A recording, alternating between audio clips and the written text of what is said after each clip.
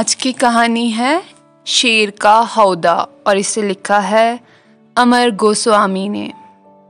शेर था जंगल का राजा। एक दिन उसे शहर का राजा नजर आया। राजा हाथी पर तन कर बैठा था। शेर ने सोचा मैं भी बैठूंगा। उसने जंगल के हाथी को बुलाया। शेर ने हाथी से दिल की बात बताई।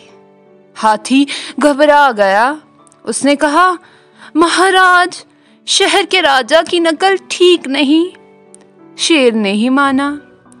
वो हाथी पर बैठा, लेकिन राजा जैसी बात कहाँ।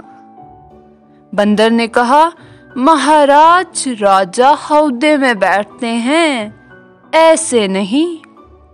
शेर बोला, जाओ, हौदा बनाने वाले को ले आओ। वो भी आ गया। उसने राजा जैसा हौदा बना दिया। हौदा हाथी की पीठ पर रख दिया गया।